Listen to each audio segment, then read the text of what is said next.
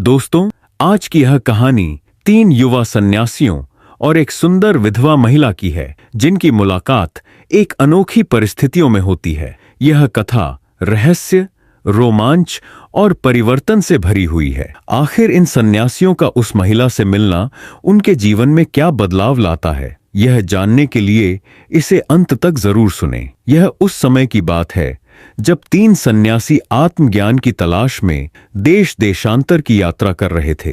वे लगभग 30 से 40 वर्ष की आयु के थे और कठोर तपस्वी जीवन जी रहे थे। वे गांव-गांव जाकर भिक्षा मांगते और बदले में लोगों को जीवन की सच्ची राह दिखाने का प्रयास करते थे। लेकिन उनकी यह यात्रा एक ऐसे मोड़ पर आ गई जिसने उनकी सोच और जीवन को हमेशा के लिए बदल दिया। एक बार की बात है, गर्मियों की एक तपती दोपहर थी। सूरज अपनी प्रचंड किरणों से धरती को झुलसा रहा था।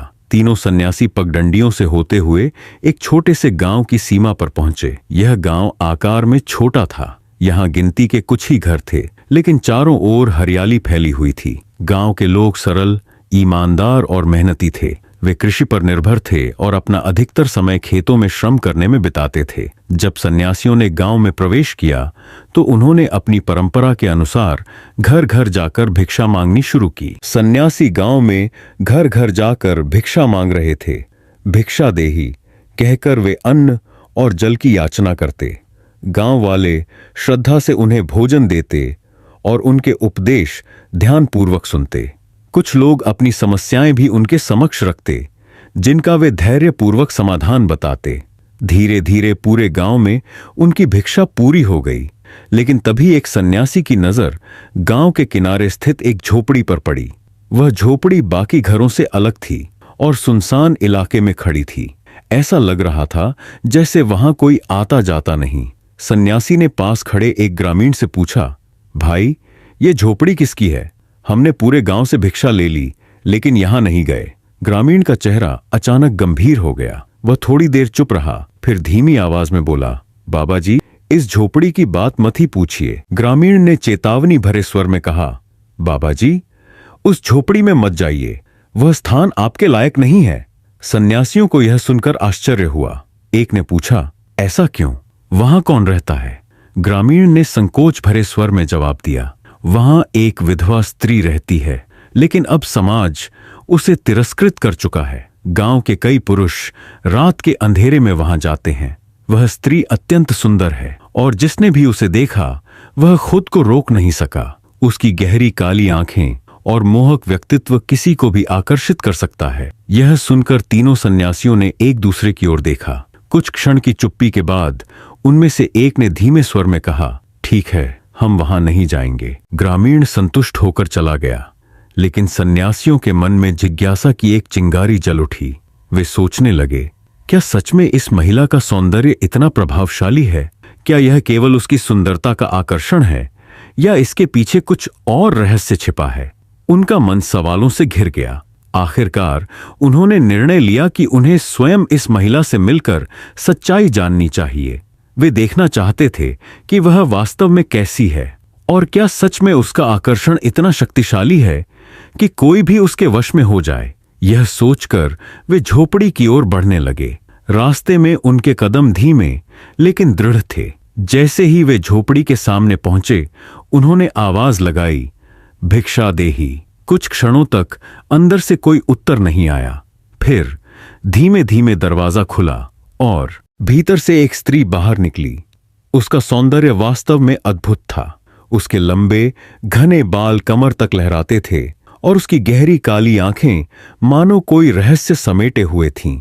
उसका रंग कोमल चंद्रमा की तरह उज्ज्वल था और उसका व्यक्तित्व आकर्षण से भरा हुआ था। सन्यासियों की नजरें एक पल के लिए उस पर ठहरीं, लेकिन उन्होंने तुरंत अपने मन को संयमित कर लिया। महिला ने हल्की मुस्कान के साथ हाथ जोड़कर प्रणाम किया और मधुर स्वर में कहा, आज मेरे द्वार पर सन्यासियों का आगमन हुआ। यह मेरे लिए सौभाग्य की बात है।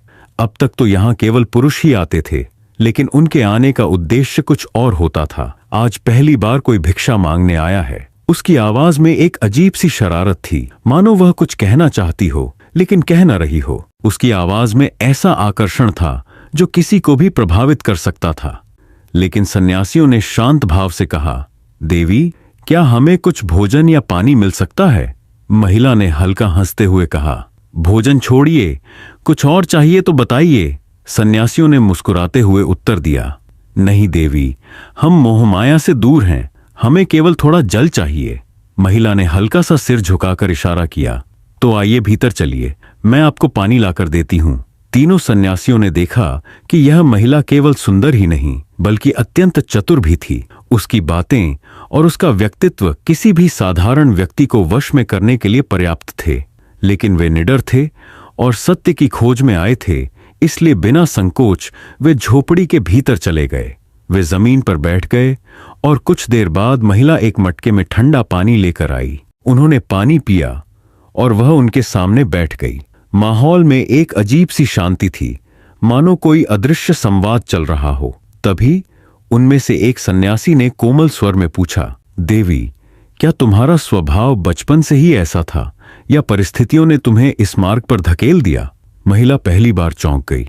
उसने ध्यान से सन्यासियों को देखा, फिर हल्की हंसी के साथ बोली, आज तक किसी ने मुझसे यह प्रश्न नहीं किया। लोग मेरे पास आते हैं लेकिन केवल मेरे शरीर को पाने के लिए। कोई यह नहीं पूछता कि मैं कौन हूं, मेरा अतीत क्या है या मैं क्या चाहती हूं। इतना कहते ही उसकी आंखों में हल्की नमी आ गई। कुछ क्षणों तक मौन छाया रहा, फिर उसने गहरी सांस ली और कहना शुरू किया, मेरे पति की मृत्यु कुछ महीने पहले हो गई थी। महिला का स्वर धीमा और दर्द से भरा था। मैं पूरी तरह अकेली रह गई, न कोई सहारा था, न कोई जमीन, न कोई काम। जब मैंने जीविका के लिए संघर्ष किया तो हर पुरुष ने मेरा शोषण करने की कोशिश की। उसने एक कड़वी हंसी के साथ कहा, तब मैंने सोचा क्यों न मैं खुद ही वह बन जाऊं जिससे लोग आकर्षित होते हैं। तीनों सन्यासियों ने गहरी सांस ली। वे उसकी पीड़ा को महसूस कर सकते थे। महिला ने आगे कहा, अब आप ही बताइए, क्या मैं गलत हूं? जब पेट की आग जलती है तो इंसान कुछ भी करने को मजबूर हो जाता है। यह समाज बिना कुछ दिए कुछ नहीं देता और मैंने बदले में अपना शरीर देकर अपना जीवन चलाना शुरू कर दिया। सन्यासियों ने उसकी बात ध्यान से सुनी। उनके चेहरे पर न कोई आलोचना थी, न कोई घृणा, बस एक गहरी समझ और करुणा थी। लेकिन सन्यासियों को पता था कि यह मार्ग उसे कहीं नहीं ले जाएगा। वे ध्यानपूर्वक उसके चेहरे के भावों को पढ़ रहे थे। उनमें से सबसे अनुभवी सन्यासी, जिन्हें लोग अंगिरा कहते थे, धीरे से बोले, देवी, संसार का नियम बड़ा विचित्र है। यह वही समाज है जो पहले किसी अबला का शोषण करता है और फिर उसी पर उंगली उठाता है। लेकिन यह सत्य नहीं कि जीवन यापन का केवल यही एक मार्ग है। महिला ने कड़वाहट भरी मुस्कान के साथ उत्तर दिया, बाबा, यदि यह मार्ग गलत है तो फिर समाज ने मुझे दूसरा मार्ग क्यों नहीं दिया? जब मेरे पति की मृत्यु हुई तब क्या कोई मेरा सहारा बना? जब मैं भूखी थी तब क्या किसी ने मुझे अन्न दिया? जब मैं बेबस थी तब क्या किसी ने मेरा हाथ थामा? उसकी आंखों में पीड़ा थी, लेकिन उसके शब्दों में एक कटु सत्य छिपा था। सन्यासियों ने एक दूसरे की ओर देखा। यह महिला सिर्फ अपने लिए नहीं बल्कि उन अनगिनत स्त्रियों के लिए प्रश्न उठा रही थी जिन्हें समाज ने कभी कोई विकल्प ही नहीं दिया। नहीं, तब सबने मुझे बस एक वस्तु की तरह देखा। तीनों सन्यासियों ने उसकी पीड़ा को महसूस किया, लेकिन वे जानते थे कि किसी भी आत्मा का परिवर्तन एक गहरी प्रक्रिया है। यह सिर्फ शब्दों से नहीं बल्कि आत्मिक जागरूकता से संभव होता है। तभी एक और सन्यासी, जिसे महायोगी कहा जाता था, थोड़ा आगे झुका और शांत स्वर में बोला, देवी, सत्य की खोज में हम तीनों वर्षों से भटक रहे हैं। हमने राजा से लेकर भिखारी तक को देखा है, धनवान से लेकर निर्धन तक को समझा है, लेकिन सबसे अधिक दुखी वह व्यक्ति होता है जो अपने ही जीवन को समझ नहीं पाता। महिला कुछ कहने ही वाली थी कि तभी झोपड़ी के बाहर अचानक किसी के तेजी से भागने की आवाज आई। सन्यासी सतर्क हो गए। अंगिरा ने झोपड़ी का दरवाजा खोला और देखा कि एक व्यक्ति बाहर खड़ा था। कौन हो तुम? अंगिरा ने कड़क आवाज में पूछा। वह व्यक्ति सहम गया, लेकिन कुछ क्षणों बाद संकोच से सामने आकर बोला, मुझे क्षमा करें बाबा, मैं इस गांव का ही रहने वाला हूं, मैं बस ये देखने आया था। तभी महिला ने तीखे स्वर में प्रश्न किया, अचानक तुम्हें मेरी चिंता क्यों होने लगी? जब मैंने पहली बार यह राह चुनी थी तब तुम और पूरा गांव मुझसे मुंह मोड़ चुके थे, तब मेरा साथ क्यों नहीं दिया? उस व्यक्ति ने सिर झुका लिया। उसका स्वर धीमा और क्षीण था। हम डर गए थे। शायद हम समाज के नियमों से बंधे हुए थे, स्वार्थी भी थे। महिला की आंखों में कुछ पल के लिए एक अनोखी चमक उभरी। वह न तो क्रोध था, न ही क्षमा, बल्कि उससे कहीं अधिक गहरा कुछ। सन्यासियों ने इस पूरे संवाद को ध्यान से देखा। फिर वे उस व्यक्ति की ओर मुड़े और पूछा, क्या तुम वास्तव में इसकी सहायता करना चाहते हो? एक गहरी चुप्पी छा गई। फिर कुछ क्षणों बाद वह व्यक्ति धीमे स्वर में बोला, यदि यह सच में अपना जीवन बदलना चाहती है तो मैं इसका साथ देने के लिए तैयार हूं। महिला के मन में असमंजस था। क्या वह सच में बदल सकती थी? क्या समाज उसे फिर से स्वीकार करेगा? उसकी आंखें उत्तर खोज रही थीं। उसने सन्यासियों की ओर देखा और पूछा, बाबा, यदि मैं यह राह छोड़ दूं तो क्या मेरा भविष्य बदल सकता है? छोड़ दूं तो क्या लोग मुझे अपनाएंगे? क्या वे मेरा अतीत भूल पाएंगे? महायोगी हल्की मुस्कान के साथ बोले, देवी, जल चाहे जितना भी मैला हो जाए, समय और धैर्य के साथ वह फिर से निर्मल हो सकता है। प्रश्न यह नहीं कि समाज क्या करेगा, बल्कि यह है कि तुम क्या चाहती हो। महिला पहली बार निरुत्तर हो गई। किसी ने उससे यह प्रश्न पहले कभी नहीं पूछा था। लेकिन इससे पहले कि वह कोई उत्तर देती, बाहर अचानक हलचल मच गई। कुछ पुरुष जो कभी उसके पास जाया करते थे, अब विरोध और असमंजस से भरे खड़े थे। बाबा, आप यहां क्या कर रहे हैं? एक बुजुर्ग ने कड़े स्वर में पूछा। सन्यासियों ने शांत भाव से उनकी ओर देखा। सन्यासियों ने उन्हें शांत रहने के लिए कहा, लेकिन गांव वालों में बेचैनी थी। यदि यह स्त्री सुधर गई तो हमारे रास्ते बंद हो जाएंगे, किसी ने फुसफुसाया। सन्यासियों को समझ में आ गया कि समस्या केवल इस महिला की नहीं, बल्कि पूरे समाज की थी, जो नैतिक पतन के गर्त में जा चुका था। अंगिरा ने हाथ उठाया और गंभीर स्वर में बोले, भाइयों, हम केवल इस स्त्री के लिए नहीं आए हैं, बल्कि पूरे गांव की भलाई के लिए। गांव के एक वृद्ध ने उपहास से कहा, भलाई बाबा? यह जन्म से ही ऐसी थी, इसकी नियति यही थी। महायोगी मुस्कुराए और बोले, किसी की नियति जन्म से तय नहीं होती।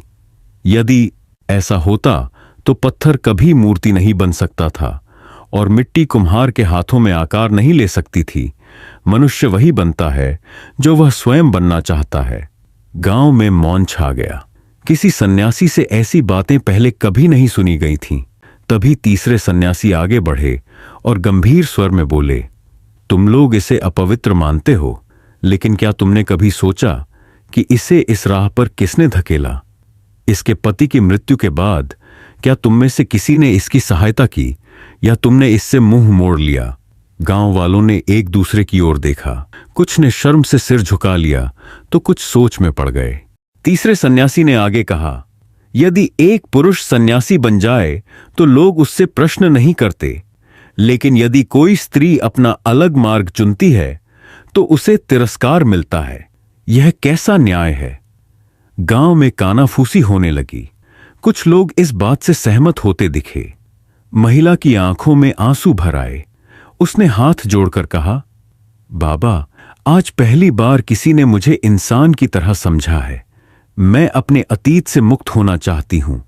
कृपया बताइए, मुझे क्या करना चाहिए? महायोगी बोले, देवी, सबसे पहले तुम्हें स्वयं पर विश्वास करना होगा।